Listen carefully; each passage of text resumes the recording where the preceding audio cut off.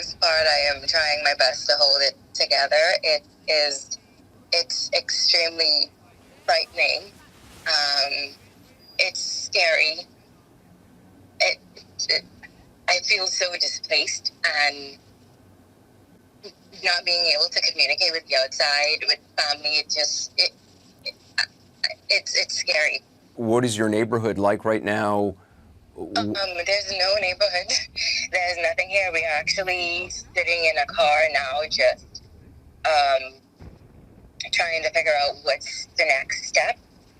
I don't feel safe. I don't see the authorities around. They say that they're here, but I honestly don't see them. There's a lot of death that's around us. It's a lot of chaos. It's a lot of destruction. You could literally smell the death in the air as the water dries up and the sun comes out. Like it's so unreal. It's devastated. Abaco is demolished. It's finished, and we just need a plan. Like what we need help.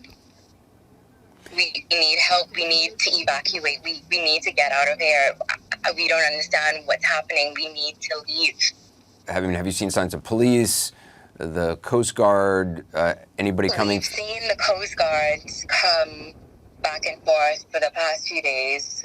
We're not 100% sure who they're taking out. We see that they are taking out patients, but we heard that they are also taking out some of the Bahamas, but we don't know who. They're taking out some families, but we don't know the capacity of that.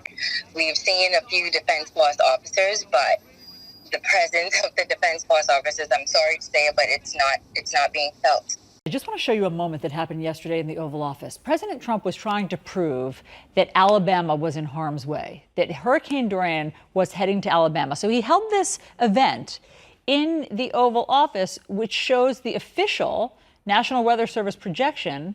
And I don't know if you, right there, perhaps you can see with the untrained eye that someone has drawn in black magic marker Alabama, because since the projection didn't really include Alabama, the president wanted to make his point, and so someone just drew it on there. What is your reaction to that?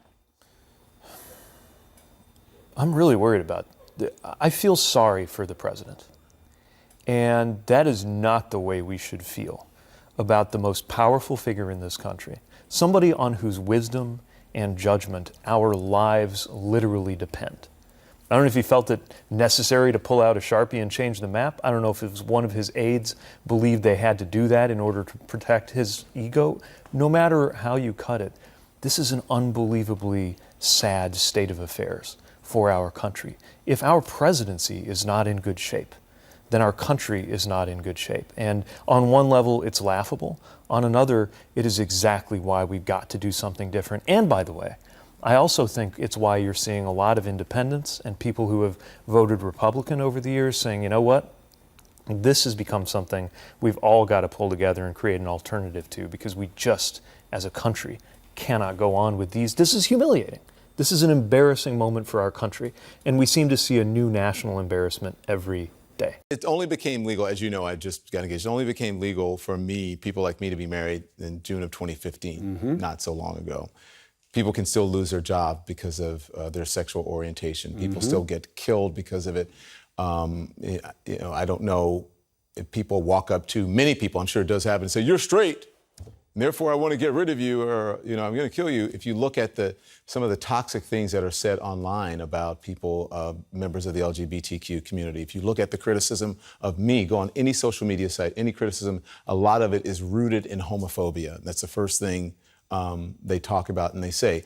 Also, your interactions with people, we have an implicit bias. People expect gay people to be, in some instances, whatever stereotype, predators, effeminate, on and on and on. Many heterosexual men, you don't think that, from our friendship, think that every gay man wants them or in some way is trying to entice them or is going to... Ignorance. It's ignorance-based attitudes. Have you seen a gay man in a gay bar?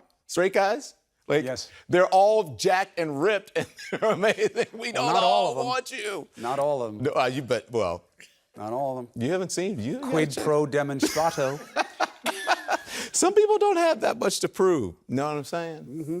Yeah. So listen. I think it's march if you want with your straight pride parade. No, but not on this one. No straight pride. But know that you're being ignorant. Straight pride, at best, you're being ignorant. At best, you're being ignorant if you join. But let's be honest. You know what you're doing if you join something like that. You're trying to say that you don't like what you see as its opposite. There is no need for a straight pride. This is about recognizing minorities, recognizing people that need a come up, not about saying that we're all equal, we can all do it. That's the same thing as saying all lives matter. Do you really think that, let's just be honest, do you really think that straight people are aggrieved and oppressed? I am so shocked by young men. I was just talking about this with one of my guests who's coming up, Michael D'Antonio. Young men, 20-something and 30-something-year-old men, many heterosexual men, they're so aggrieved right now, and I don't understand what's going on. I think that there is a perception, and frankly, I think the president did a good job of connecting with this angst. Real or not, people can feel things, right? Emotions aren't always based on fact, and it's that multiculturalism, the push for diversity. The push to have more of mixed situations means, naturally and mathematically, a diminution, a reduction in how many white males you have. They take that as a threat. Mm-hmm. Instead of seeing it as a boosting of all of the different types of perspectives we can have empowering the society, they see it as them being marginalized in the talk and what people want in attitudes and what they want us to say and to call each other, that all this political correctness is threatening what they identify with as our culture. Yeah. That's where it comes from. Where does the threatening part? When we talked about implicit bias and the threatening part, because I'm the same way with everyone. I treat the straight guys, gay guys, whatever, all the same interactions. Hang out, go to the bar, whatever you have. You're jocular with each other. But when a gay man does it, it is perceived as somehow threatening and sexual. Well, it depends on who the guy is. Look, I had to deal with this a lot growing up, and I'll tell you two different ways. One, when I was in college, I would see how guys would act differently to guys who were openly gay. And I went to Yale, okay? And there was, it was meant as a joke, but it was also true. They'd say 1 in 4, maybe more. And that was a way of making fun of the fact that you had a big and robust gay population back in the 80s, even at Yale University. And I would see how white guys would feel that it was a mark on their masculinity if they were friendly with gay men or affectionate with gay men, but that was out of ignorance. And once they were exposed to them and they understood it, it was fine. Then when I was a single man and I became, as Mario's son, an eligible bachelor, people would ask me, hey, I heard, you spend a lot of time, you got gay friends around. Are you gay or straight? I wouldn't answer. And it became, a little disturbing for people. They're like, what do you mean you won't answer? I said, well, if I say, I'm not gay, I'm straight, you'll go, oh, phew, he's normal. Yeah. He's like the rest of us. And I don't want that because I see what that does to my gay friends. Yeah. And if I say I am gay, that's how you're going to define me for the rest of my life. So I'm not giving you that. And I've seen it. And I've seen people like you and, frankly, Anderson and other people in the media have to struggle with it and deal with it and be judged by it. And we're trying to get better. And that's why something like straight pride, you got to stomp on it because it's all the wrong instincts. I got to tell you, it's really tough. We need education on that again. And exposure. And exposure. I agree with you. And I knew that story. We talked about that story a number of times that you just shared. And so I appreciate your courage. I appreciate you being so evolved. There are other things that you can get better with. But we'll work on those. And we'll talk about all of this when I see you on Sunday at the 92nd I will Street love it. Live. I tell people all the time when they say, how can you be friends with that guy? I'll say, look, the problem is not that he's gay. Yeah. Don't think that he's gay. He's got lots of other flaws in his character. It makes him almost impossible to be around. I love you. I'll see you tomorrow. One of them is not having low self-esteem like the person on I know. this I mean, side look, of the I screen. attack you because I'm insecure. All right. See ya.